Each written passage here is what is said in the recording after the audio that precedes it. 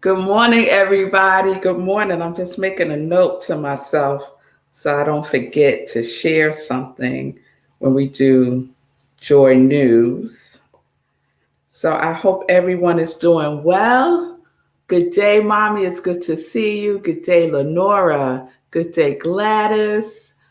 Woo, the storm in our area. So out here in Mount Vernon, I mean, not Mount Vernon, the other MV, Martha's Vineyard. Well, I could give a report on both places, I guess, because my neighbors have been checking in with at least our neighborhood. But out here in Martha's Vineyard, we were under a tornado watch. Yeah, so that was interesting. But as far as I know, the tornado didn't happen. It was just watching, it didn't land. But I understand in New Jersey, where you are, Gladys, you had some serious flooding. I saw on social media some pictures from Newark. So I hope you are well. I hope everyone is doing well after the weather situation last night. And yeah, so we just had really, a lot of rain, like most places on our side of town. And wind, really high winds. So we're fine. We're fine. So just peace and blessings and safety to everybody, everyone who's dealing with flooding today. We just send you just love, energy, knowing that it's working its way through, right? It's working its way through. No lives lost, I hope. We could clean up water, but we don't want to lose lives. So I want to give a shout out too to the mayor of Mount Vernon, who was giving live updates. She was doing Facebook Live, giving live updates about the city and, just encouraging people to stay positive and safe and off the roads and all that. So just a shout out to Sean, Mayor Patterson. Thank you for what you're doing for Mount Vernon. And as far as I know, our neighborhood is okay. They had some flooding. The folks who are closest to the Hutch River, the river overflowed. And so folks on like Brookside and Beechwood, I understand, are having some issues with flooding. So one of our neighbors is checking in on our house just to make sure everything is okay. And we're just sending positive vibes, just knowing that it is okay, that all is well, right? So right here and right now, like we did yesterday, we could take a deep cleansing breath, right, together.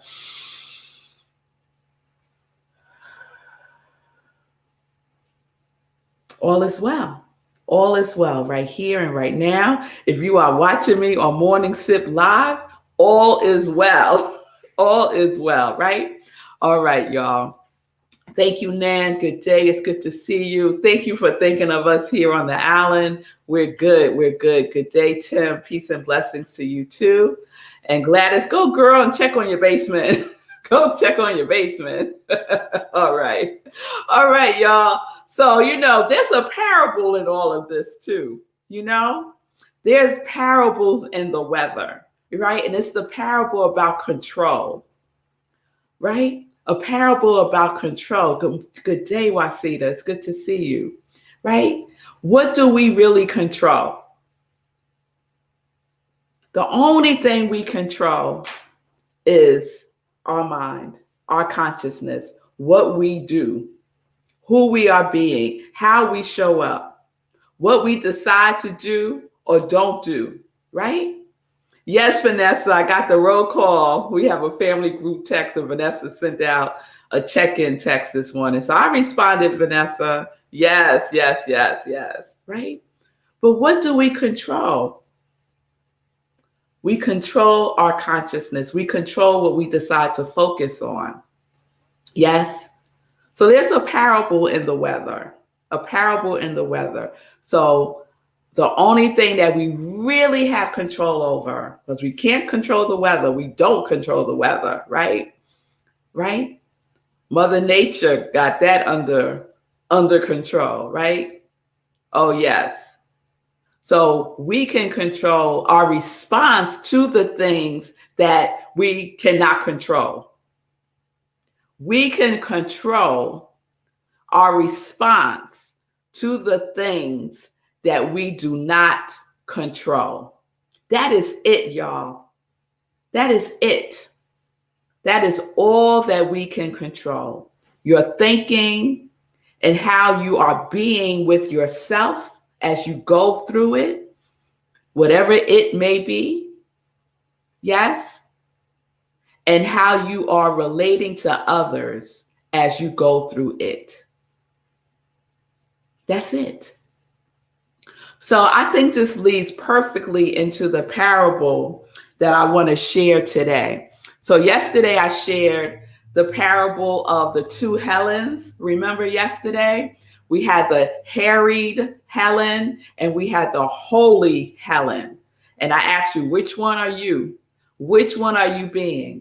And so I know last night with that weather, there were some harried Helens, right? There were some harried Helens. And I also know there were some holy Helens. So thank you again to my classmate, Helen Moore, for allowing me to share her parable that she created, right? And then I share the parable that I created on Tuesday with you all, the parable of homelessness. So if you missed yesterday, check it out. You missed the day before that, check it out. All right, because today we're going to talk about the parable of the two sons, right? The parable of the two sons. And I'm reading this so this parable is in the Bible. And this is one of Jesus' parables, because Jesus taught by parables. That's how he taught.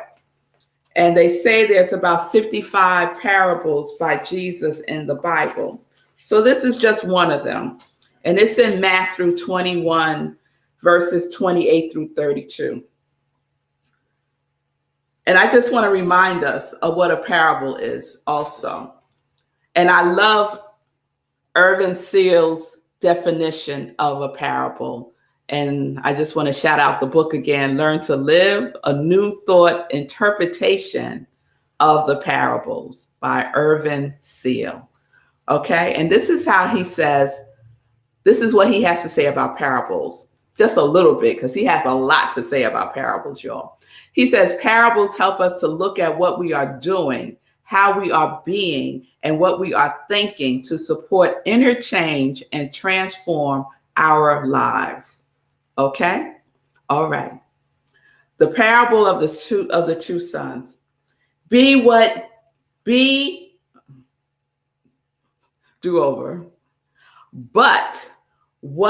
think ye? But what think ye? A certain man had two sons, and he came to the first and said, Son, go work today in my vineyard. He answered and said, I will not. But afterwards he repented and went. The man came upon the second son and said likewise. And the son answered and said, I go, sir, and went not. Whether of them twain did the will of the Father, in other words, which one of them did the will of the Father?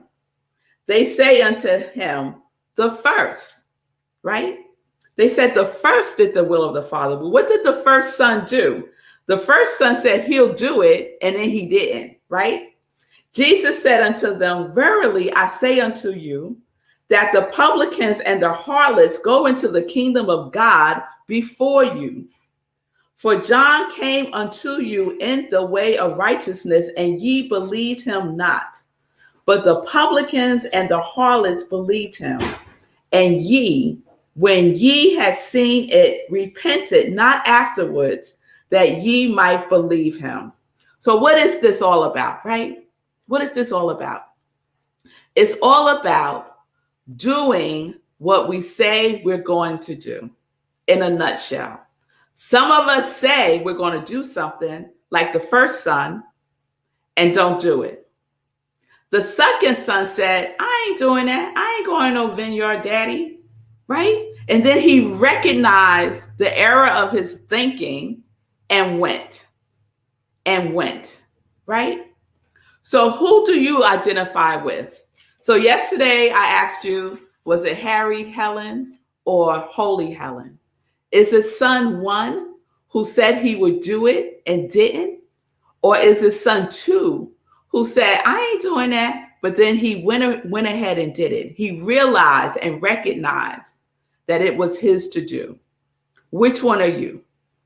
And this really speaks to intention, right? Which we often like to say, I'm going to set an intention for this. I'm going to set an intention for that. So we set these intentions and then we do nothing with them. It's not enough to set an intention. Like son number 1.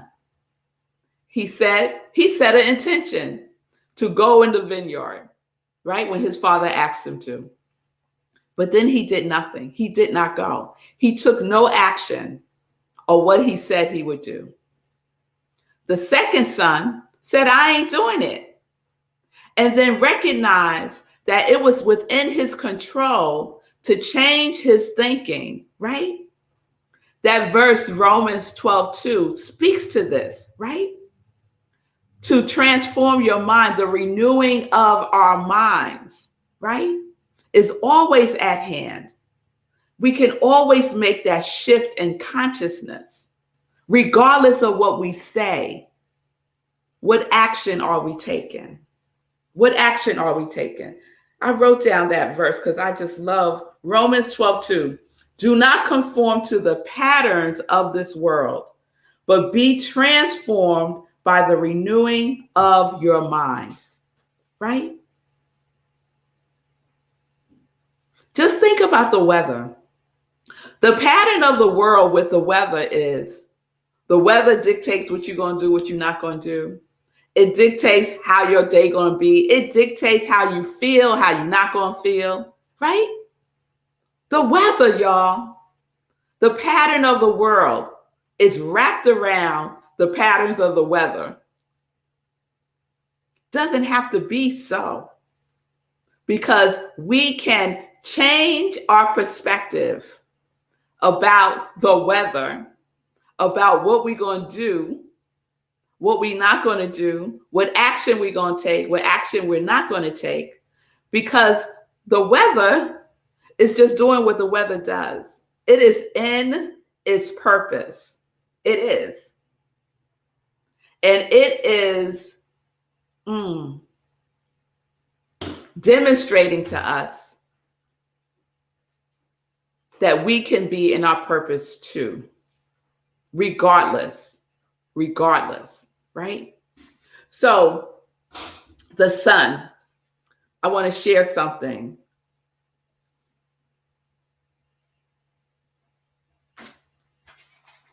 In the book about what he says about this parable. So he talks about self-acceptance, right? And self-acceptance is another big one for us. But we have to look at self-acceptance and balance and harmony. And some of us are out of harmony with self-acceptance. And what I mean by that is we say, well, that's just the way I am. I always ... Because of my upbringing, I can only do ... And we have developed this whole unhealthy self-acceptance about that. So this is what Irvin Seal has to say. He says, and self-acceptance keeps one at this present level of development and does not allow him to work and move inwardly. This is the mind that is typified by the son in the parable who said, I will go, and he did not. He was perfectly sincere, undoubtedly. He wanted to go. He desired to go. He intended to go, but he did not know that he could not go because he had accepted himself where he was. So I set this intention. I really want to do this. And then I don't, right? Because there's inner work that needs to happen. There's a shift that needs to happen. There's a healing that needs to happen, right? so that I can move from a different place within myself. The vineyard is our mind, right? Remember, the parable is literal and it has a deeper meaning. The vineyard is symbolic of our consciousness, our mind, right? The father said to the first son, go work in the vineyard. Go work on your consciousness. Go work on your mind. And the son said, I will. And he didn't. He didn't change anything about his thinking, about his limiting beliefs, about the way that he sees and views himself, about his story. He did not change. He had the intention to, but he did not do the work. The other son, the father said, go work in the vineyard. Go work on your consciousness, on your thinking. Go work on renewing your mind so you can transform your life, son. And the son said, I ain't doing that. Who wants to do that? That's hard. I like it. I just like it right here. Yeah, Dad, no, that's a big no, right? But then the son started thinking, right? Reflecting, renewing, going within, and went into the vineyard, went into his consciousness, and was able to do what he said he would do. So which son are you? And it's not about a judgment. It's just about awareness, right? Self-awareness is important because once you become aware of yourself and your tendencies, right?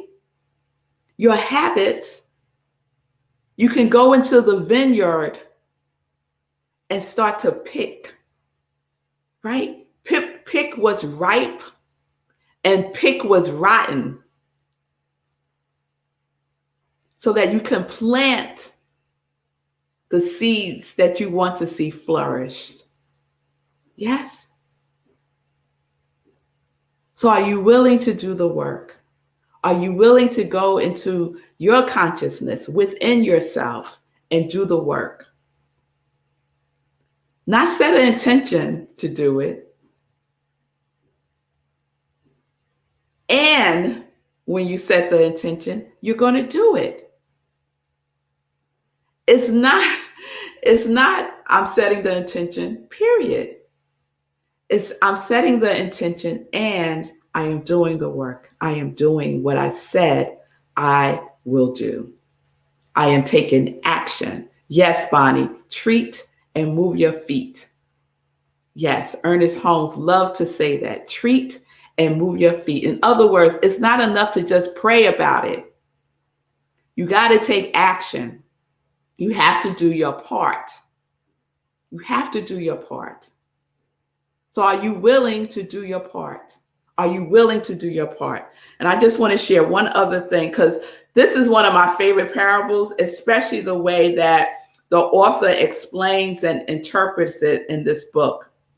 So I just want to read one other thing that I just found so powerful. The distinction between words and deeds, and between intentions and actions.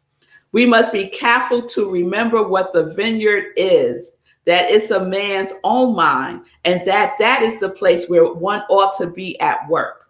Life is also calling us to go to work in that vineyard, especially when we desire something different in our experience, or when we have been disappointed or hurt by some experience. Then the Father bids us go within and change your own psychology and work with your own thoughts and induce a different spirit. And it makes no difference what we have said or have not said, have believed or have not believed. If we do the work in consciousness, we shall receive the reward without.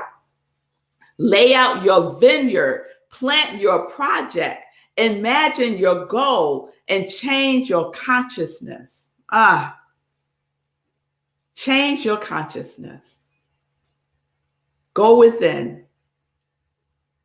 Renew your mind. Transform your life. Do your work. Go in that vineyard, y'all. Go in there and do the work that is yours to do. Yes? All right. So that is the parable of the two sons. Oh, I love that one. I hope that was good for you because it was good for me. And again, I'm just going to put out the challenge that I put out yesterday for you all to create your own parable. Take something from your life, make it a story, right? Literal, and the deeper meaning within it, the learning within it. And then send that to me by Monday, and I'm going to pick out one or two, and there will be a prize. Yes, there will. So I'm just putting it out there. You could decide what you're going to do. If you set an intention to write your parable, it's not enough to set the intention. You have to do it. All right? All right, y'all. All right. So we make a change on the inside. We go to work in our own vineyard. We can't work on other people's vineyards. Get back in your own vineyard, right? Mind your business. Yes? Like for real. Mind your business. Yes. All right, y'all. So, thank you, Gladys. Yes, girl, it is powerful. It is powerful. I see you, Diana, too. Timely, intention, and action. Yes, that is the formula. That is the formula.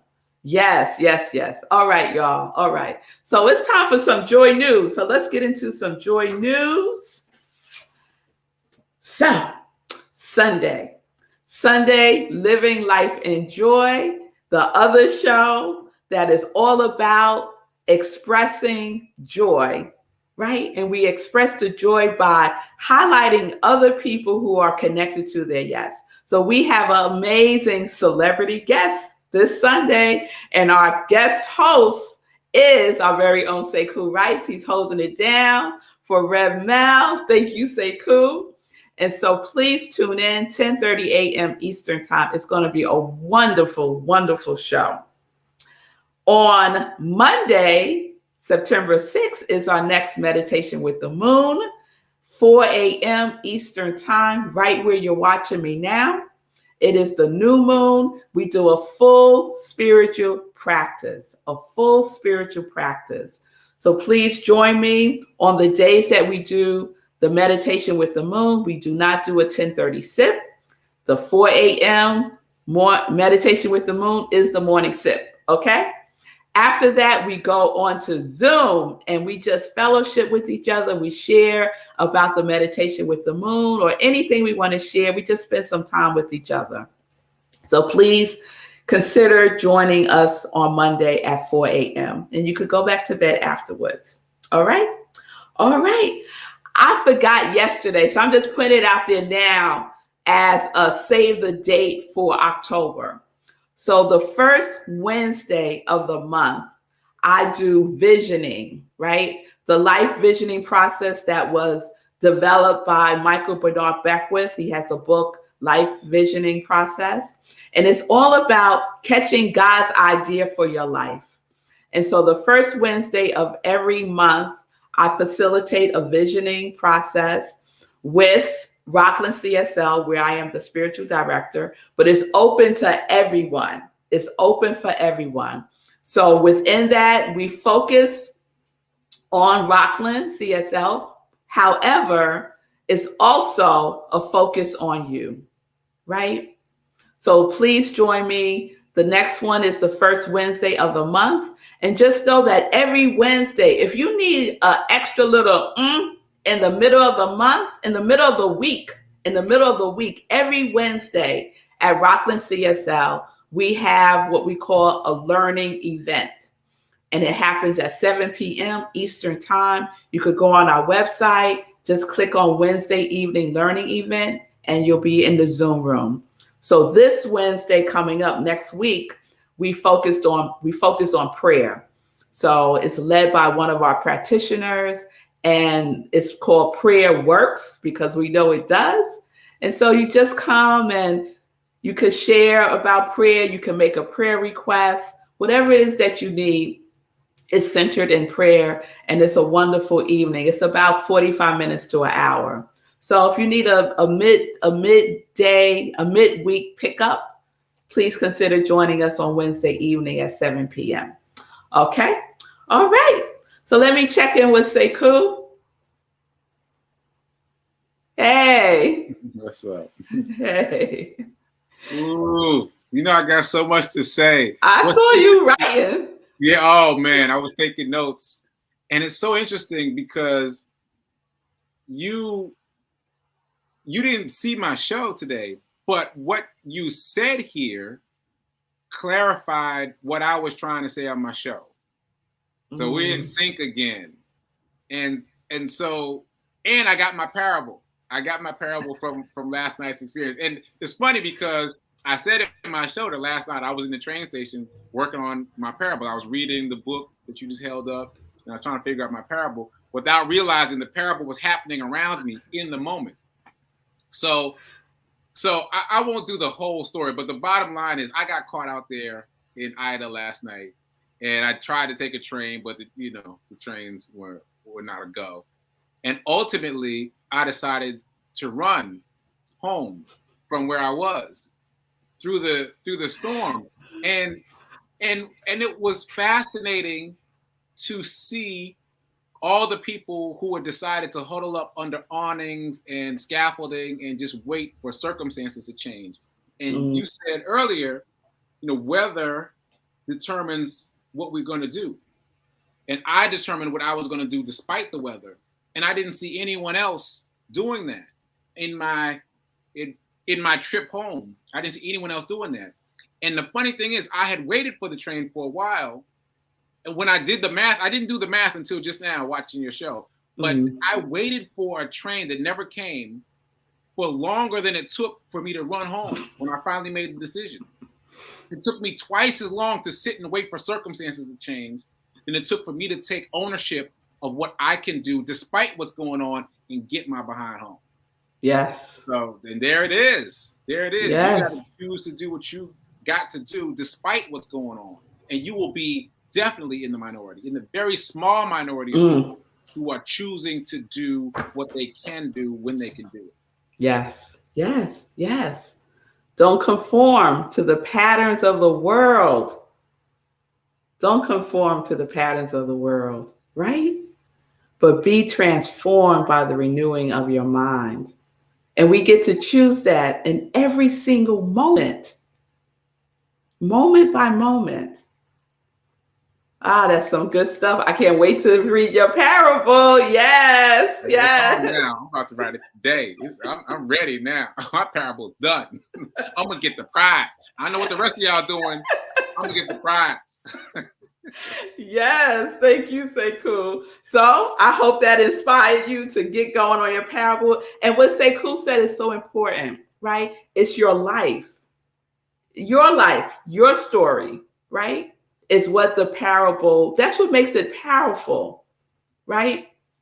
That's what makes it powerful. Oh, yes, Vanessa, big respect to Mother Nature, right? Oh, yes, yes. It ain't about that at all. We give all respect to Mother Nature, right? Because Mother Nature is doing what Mother Nature does.